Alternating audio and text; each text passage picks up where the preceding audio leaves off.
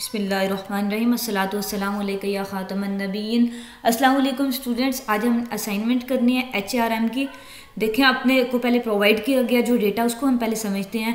The civil service of Pakistan is an integral administrative part of the government of Pakistan considered as prestigious profession offering attractive benefit along with administrative power and high social status।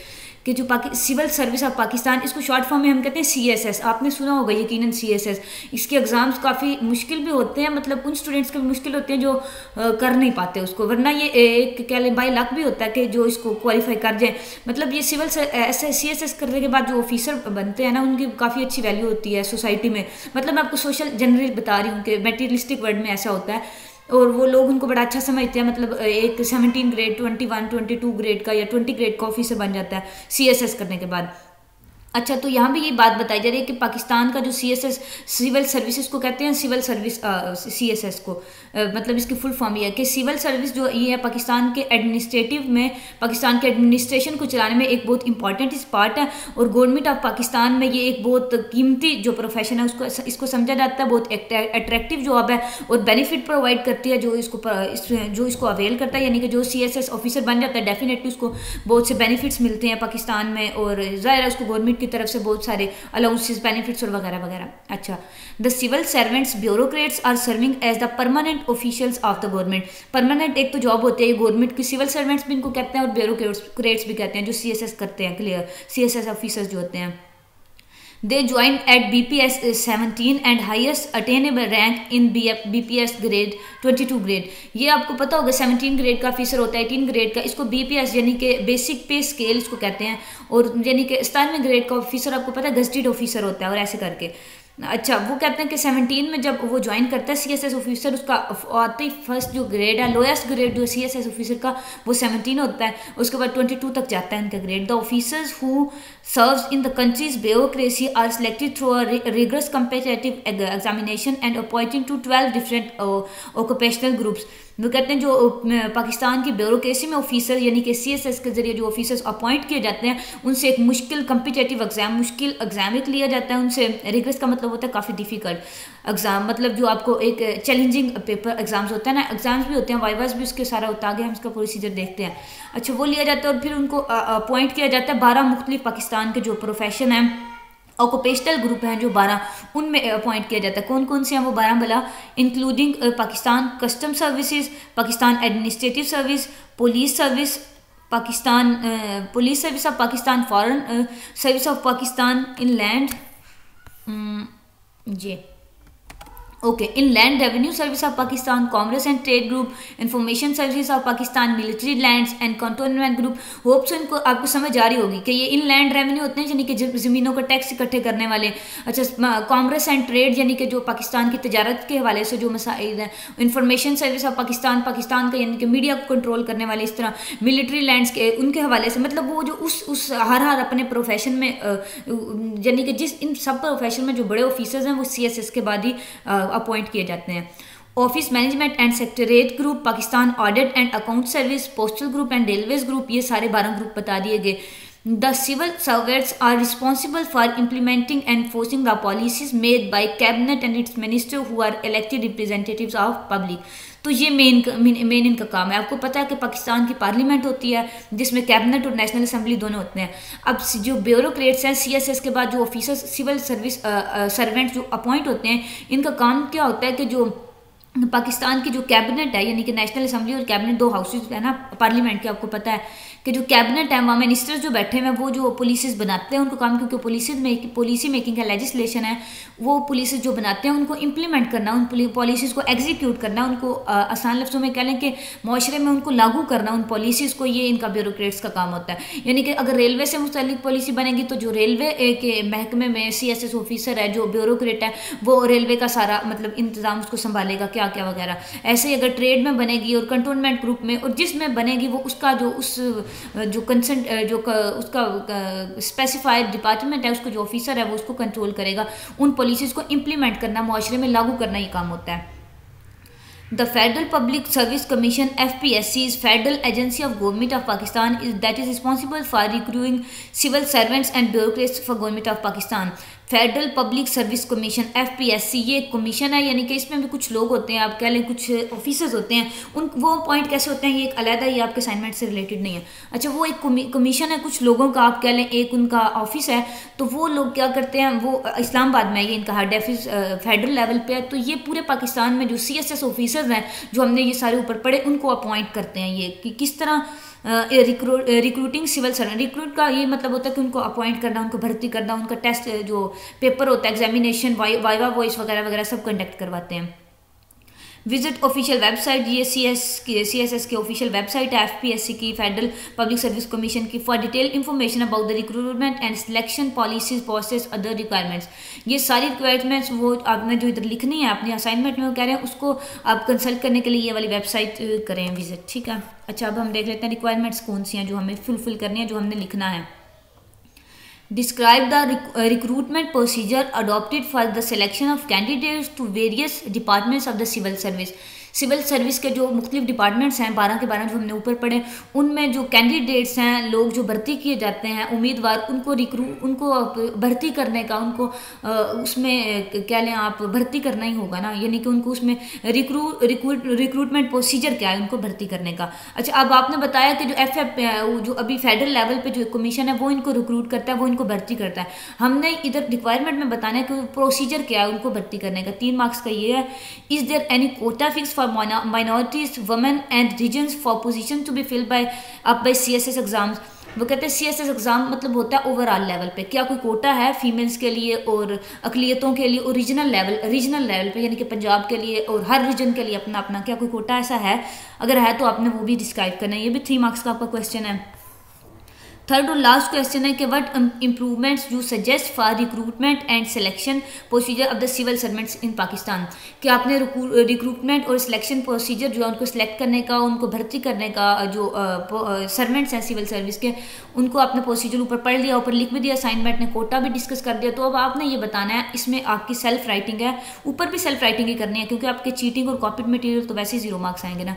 अच्छा, आपने suggestion बतानी है, कुछ मशवरे देने हैं कि इसको इम्प्रूव कैसे किया जा सकता है, ये जो प्रोसीजर है रिक्रूटमेंट का, सिलेक्शन का, इसको ज़्यादा अच्छा कैसे किया जा सकता है। ये 3 आपने काम करने हैं।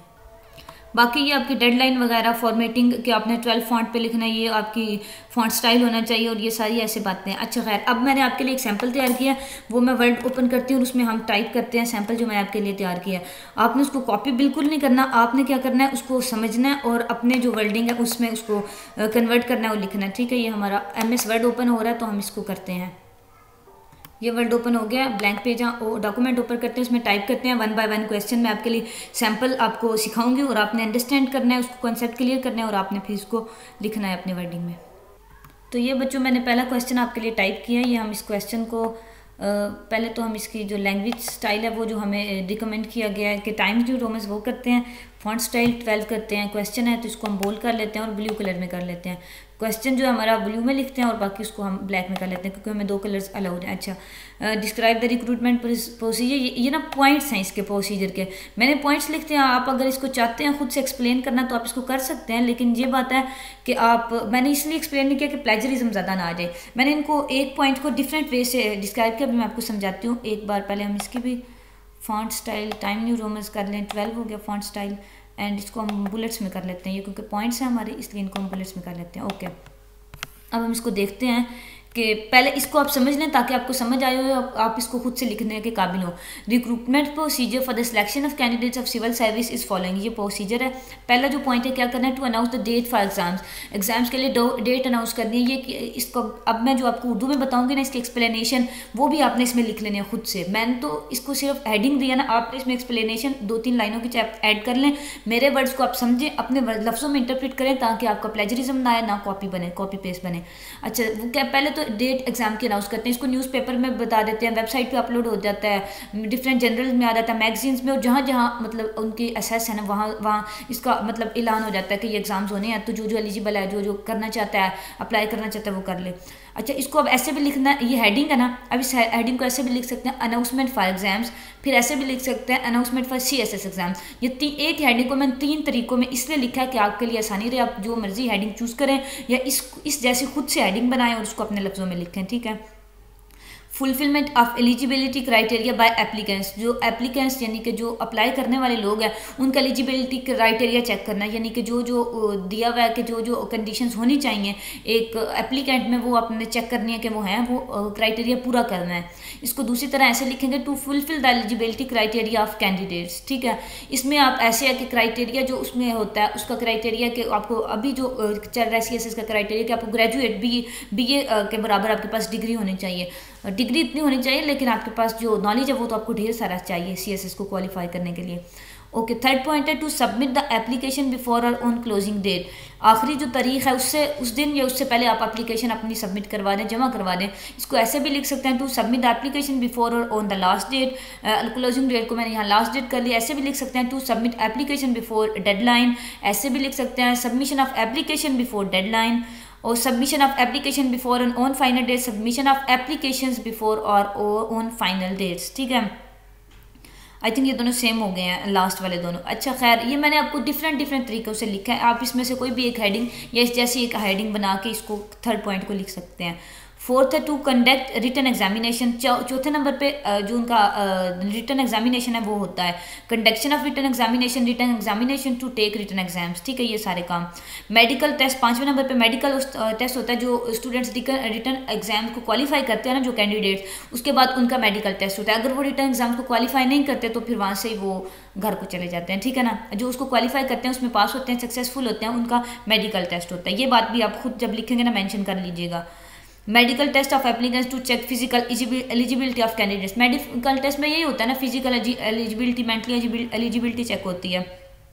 ओके, नेक्स्ट हम पॉइंट देख लेते हैं, साइकोलॉजिकल टेस्ट, यानी कि साइकोलॉजिकल टेस्ट होता है इसमें मेडिकल टेस्ट के बाद जो स्टूडेंट्स मेडिकल टेस्ट को अगेन क्वालिफाई करते हैं उनका साइकोलॉजिकल टेस्ट होता है, to check the psychological ability, to check the psychological eligibility of students, ये सारे काम इसमें होते हैं। और लास्ट जो पॉइंट है, लास्ट पे क्या होता है, वाइवा वॉइस, जो साइकोलॉजिकल टेस्ट में भी सक्सेसफुल हो जाते हैं कैंडिडेट्स, उनका फिर वाइवा वॉइस होता है, वरना जो इधर फेल हो गए वो वहाँ यहाँ से निकल जाते हैं, जो इधर फेल हो गए यहाँ से, जो इधर हो गए यहाँ से, और फिर लास्ट में तो थोड़े से स्टूडेंट्स बिल्कुल रह जाते हैं वाइवा वॉइस के लिए। To conduct viva voce of successful students, यहाँ आएगा, ये टाइपिंग मिस्टेक है, जल्दी में टाइप किया। Okay, conduct viva voce of eligible candidates, जो कैंडिडेट्स एलिजिबल हैं उनका आपने वाइवा वॉइस कंडक्ट करना है। ये सारे आपके हो गए पॉइंट्स, आपने एक एक पॉइंट को हेडिंग बनाना है और उसमें एक दो लाइन अपने से लिख लेनी है, या हेडिंग भी लिखना 3 मार्क्स का इनफ है। लेकिन अगेन बता दूँ, चीट नहीं करना, क्योंकि मैंने भी चीट नहीं किया, मैंने इसको खुद से एक पॉइंट को 2-3 तरीकों में से लिखा है, और जो आगे भी क्वेश्चन है वो मैंने आपके लिए खुद से लिखा है, मैंने बिल्कुल भी कहीं से कॉपी नहीं किया। इसलिए आपने भी अच्छों के बच्चों की तरह कॉपी नहीं करना, और पॉइंट तो है ना कि आपको सिखाना, ना कि आपको चीटर बनाना, तो आप सीख लेंगे तो इंशाल्लाह you will get good grades. अच्छा, अब हम क्वेश्चन नंबर अपना सेकंड देखते हैं, जो हमारा क्वेश्चन था उसको हम लिखते हैं। तो ये बच्चों मैंने सेकंड क्वेश्चन टाइप किया, इसको भी हम वैसे ही पहले इसकी लैंग्वेज चेंज करते हैं, बोल्ड और ब्लू कर लेते हैं, इसका colour change, time new Romans. Okay, इसको बोल्ड कर लें, क्वेश्चन को ब्लू कर लें, फॉन्ट भी 12 कर लें, हो गई।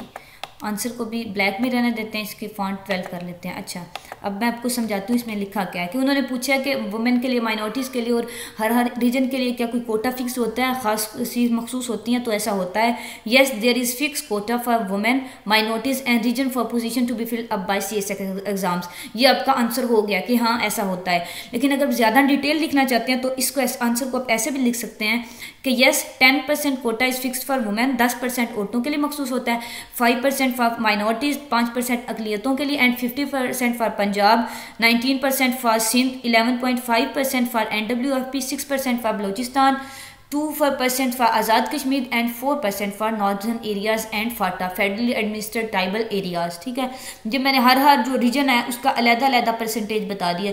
ये वैसे ज़्यादा डिटेल में चला जाएगा, आपसे सिर्फ पूछा गया कि फिक्स होता है या नहीं कोटा, तो आपने बताना है कि होता है, हाँ ये होता है। और कुछ बच्चे जो लिखना चाहते हैं वो ये भी लिख लें, वरना अगर सारे ये लिखेंगे तो फिर तो अगेन आपका प्लेजरिज्म और कॉपी मटीरियल आ जाएगा। आप इसको और डिटेल से भी कर सकते हैं कि 10% वुमेन के लिए होता है, इन 10% में सिर्फ वुमेन ही एलेक्ट होती हैं, वुमेन ही सिलेक्ट होती हैं, मेल इस पे नहीं होते। और जो 5% माइनॉरिटीज़ के लिए होता है ये सिर्फ वही सिलेक्ट होते हैं। तो इधर ये है कि अगर वुमेन 10% से भी कम हो, मतलब 10% कोटा औरतों के लिए होता है ना, अगर वो ज़्यादा कम होते हैं तो वो सीटें जो रह जाती हैं कोटे में वो मेल्स नहीं उसको फुलफिल करते, ऑक्यूपाई नहीं करते, वो सीटें विकेटेड रह जाती हैं, वो खाली रह जाती हैं वैकेंसीज, ठीक है ना। और ऐसे इसमें भी होता है।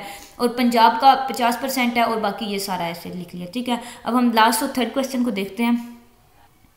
अच्छा तो बच्चों ये क्वेश्चन नंबर 3 मैंने टाइप किया है, इसको भी हम चेंज कर लें अपने मुताबिक और फिर हम इसको पढ़ते हैं कि इसमें क्या है। 12 and this should be blue because this is question, blue and bold, और बाकी हमारा ठीक है। अच्छा आपने बतानी है सजेशन जो आप मशवरा देना चाहते हैं इसको प्रोसीजर को अच्छा करने के लिए। मैंने 5-6 सजेशंस लिखी हैं, पॉइंट्स हैं, अगेन आपने इसको अपने लफ्ज़ों में डिस्क्राइब कर लेना इससे आइडिया लेके। अच्छा selection procedure for civil servant in Pakistan can be improve by following ways, इन तरीक़ों से इसको इम्प्रूव किया जा सकता है। पहला तरीका है the eligibility criteria for candidates में amend and make it easier so that the vacated seats can be fulfil, यानी कि एलिजिबिलिटी क्राइटेरिया जो कि बहुत मुश्किल है, बहुत कम्पिटेटिव है, उसको थोड़ा सा ईजी करना है, उसको मतलब रफ नहीं करना, ईजी करना है, इसको पॉजिटिव सेंस में आपने समझना है। तो ताकि जो विकेटेड सीट, ऐसा होता है अक्सर औकात बहुत सी सीट्स ना खाली रह जाती हैं, खासतौर पर पंजाब में तो फुलफिल हो जाती हैं, लेकिन जो सिंध है और बलूचिस्तान वगैरह यहाँ काफ़ी अक्सर सीट खाली रह जाती हैं। तो अगर उन इलाकों में, पंजाब में बेशक ना हो, उन इलाकों में थोड़ा सा प्रोसीजर ईजी हो जाए तो सीट्स फिल हो जाए और ज़्यादा जो स्टूडेंट्स हैं, ज़्यादा कैंडिडेट्स हैं, उनको आगे आने का मौका मिले। या ऐसे भी आप इसको लिख सकते हैं कि जो प्रोसीजर है ना ज़्यादा वो है कि एग्ज़ाम्स और ये वो। अच्छा कुछ बच्चे ऐसे होते हैं जो अच्छा लिख नहीं पाते लेकिन उनमें एबिलिटी होती है, वो एडमिनिस्ट्रेटिव जो मैटर्स हैं, एडमिनिस्ट्रेटिव जो प्रॉब्लम्स हैं वो उसको सॉल्व करने की अच्छी उनकी आप कह लें कि नेचुरल एबिलिटी उन पर होती है, एक लीडरशिप की क्वालिटी होती है। लेकिन वो बेशक एग्ज़ाम्स में अच्छा ना कर सकें या वाइवा वो अच्छा दे देंगे। अच्छा अब ऐसा होता है कि ऐसे बच्चे जो होते हैं वो एग्ज़ाम्स में अच्छा क्यों नहीं परफॉर्म कर सकते, क्योंकि इसलिए उन्हें एग्ज़ाम्स में आउट कर दिया जाता है उसमें से, तो वाइवा में तो वो जाते ही नहीं। मतलब बेशक उनमें और भी अच्छी एबिलिटीज़ हैं लेकिन वो उनको किक ऑफ कर दिया जाता है। तो ये बात इधर आपने इसको डिटेल से कहना है कि थोड़ा सा जो रिटन एग्जाम्स का प्रोसीजर है वो थोड़ा इजी किया जाए, थोड़ा सा उसको अमेंड किया जाए, ताकि वो बच्चे जो कुछ ऐसे होते हैं जिनमें लीडरशिप की क्वालिटीज़ होती है तो वो आगे आ सकें, वाइवा वॉइस में वो अपीयर्स हो के इंटरव्यू में अपीयर्स हो सकें, अपीयर होने के बाद तो अगर उनकी वो क्वालिटीज़ अच्छी हैं तो वो ज़ाहिर सेलेक्ट हो जाएंगे। सेकेंड पॉइंट है medical test must be simple, only physical fitness should be consider. ये स्पेलिंग मिस्टेक है, इसको भी हम देख लेते हैं। अच्छा वो कह रहे हैं सिर्फ मेडिकल जो टेस्ट है वो एक फिजिकली मतलब एक रैंडम सा होना चाहिए कि इसको मेडिकल टेस्ट ये है कि बंदा जो मेंटली है वो साउंड माइंडेड है, वो उसका दिमाग तो नहीं खराब, मतलब वो ठीक बंदा है ना, मतलब थोड़ी बहुत सुपरफिशियल सा ही है ना होना चाहिए, ज़्यादा डीप नहीं होना चाहिए, क्योंकि अगर ज़्यादा डीप होगा तो यहाँ भी बहुत से कैंडिडेट्स की ऑफ हो जाएंगे। इसको ईजी होना चाहिए। Viva post should be conducted in lighter manner. अच्छा बच्चों ये जो CSS का वाइवा होता है ये बहुत मुश्किल होता है, मतलब बहुत से कैंडिडेट जो सब कुछ पीछे पास करके आते हैं वाइवा में आके पजल हो जाते हैं, मतलब इधर स्टूडेंट्स को जानबूझ के आप कह लें कंफ्यूज किया जाता है। तो वो इधर बताया गया सजेशन मेरी ये है, या आप अगर सजेस्ट करें कि इसको थोड़ा सा लाइटर टोन में होना चाहिए ताकि स्टूडेंट्स को क्वालिफाई कर सकें, मतलब ज़्यादा उनके लिए एक कह लें आप इम्पॉसिबिलिटी की सिचुएशन ना क्रिएट की जाए, रादर डिफिकल्ट और चैलेंजिंग सिचुएशन तो है ही है ना, लेकिन इम्पॉसिबिलिटी की जो सिचुएशन है कुछ स्टूडेंट्स के लिए मेक की जाती है वो ना की जाए। The practices to confuse candidates in viva voice and interview should be minimized। के बच्चों को जो कंफ्यूज करने की प्रैक्टिस है वाइवा वॉइस में इंटरव्यू में उसको कम होना चाहिए। There should be some sort of activity in procedure which encourage the candidates, और कुछ ऐसी एक्टिविटी प्रोसीजर में हो जो कैंडिडेट्स को इनकरेज करे, मतलब उनका हौसला बढ़ाए। वो इस तरह के अगर वो उसमें ना भी क्वालिफाई कर पाए लेकिन वो अपना हौसला, अच्छा कुछ बच्चे ऐसे होते हैं ना वो सुसाइड वगैरह कर लेते हैं और इस तरह के मामला भी पेश आते हैं, तो ऐसे नहीं होना चाहिए, मतलब उनको करेज देना चाहिए कि अगर आपने नहीं कर पाए qualify you should be better at some other position. तो ये सारा कुछ इसमें बताया गया। अच्छा लास्ट पॉइंट हमारा ये नीचे वाले पेज पे कि women quota should be increase so that the practice of male dominance in society is minimize, कि औरतों का कोटा सिर्फ 10% है उसको ज़्यादा करना चाहिए ताकि एक मेल डोमिनेंसी की जो प्रैक्टिस है, जो मेल डोमिनेंट है सोसाइटी में, वो प्रैक्टिस कम हो। They should be they are equal in the eyes of Islam so that they should also be equal in the society, in Muslim society और in democratic society and Islamic society of Pakistan. ठीक है, ये हो गया बच्चों हमारा। मैं इनको अपने पॉइंट्स बना लेना, वैसे ये आपका 4 मार्क्स का ना इंप्रूवमेंट, तो आप इसके 4 ही पॉइंट्स लिखें तो अच्छा है। एक एक हेडिंग दे के उसमें एक एक 2 लाइन अपने से आप ऐड करके थोड़ा सा एक्सप्लेन करके लिख दें, पॉइंट्स पे लिख दें तो काफ़ी है, लेकिन मैंने 4 से ज़्यादा पॉइंट लिखे हैं। आप इनको या इस तरह के मिलते जुलते खुद से भी आप आइडिया आपको मिल गया, आप खुद से भी पॉइंट लिख के तो आप इसको कर सकते हैं। ठीक है बच्चों, एक बार फिर आप इसको देख लें, ये आपको फाइल नहीं मिलेगी क्योंकि आपने चीटिंग नहीं करनी, आपने इसको ही देखना है, आइडिया लेना है और ख़ुद से लिखना है। ठीक है, best of luck for your assignment और अपना ख्याल रखिएगा बहुत सारा। अल्लाह हाफिज़।